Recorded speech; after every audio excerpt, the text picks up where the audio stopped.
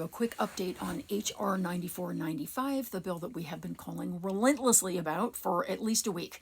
So it just passed in the House. Now, I want you to take a breath because I know this feels like a big defeat, but a couple of things to bear in mind. First of all, we were able to move many Democratic House members over to our side. Of the 52 who voted yes when they voted on this last week, this time only 15 voted yes. And I'm going to show you a list of the 15 who did vote yes.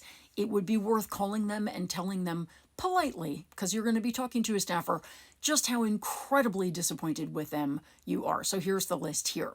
Now, going on, it is now going to go to the Senate. Now, you want to remember that we have a slim majority in the Senate until January 3rd, so we should be able to block it unless they try to sneak it into a must-pass bill. But we are going to do the same thing we just did, and we're going to make sure that they do not do that. So we are not going to let that happen. And I think at this point, every Democrat in Congress and every Republican as well is very aware that we hate this bill, and we're not going to let it pass. Now, when we come to January, we unfortunately have a Republican trifecta, so they are going to be able to pass it in the House, no problem, and they will.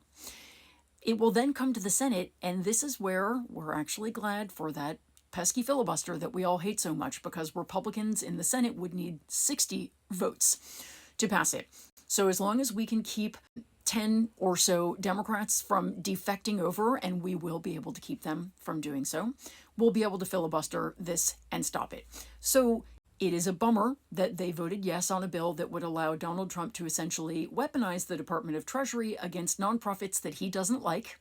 And I would also like to remind everybody who material support for terrorist organizations is already illegal in the United States. You can go to jail for it.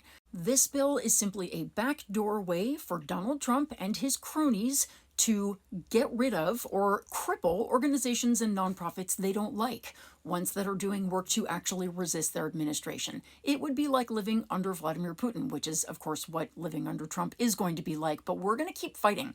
And this, while it is a setback, is not a permanent loss. We're going to keep fighting on this bill. We're going to keep calling. I'm going to come back here with a script for your senators tomorrow. I'm going to put it in my newsletter too.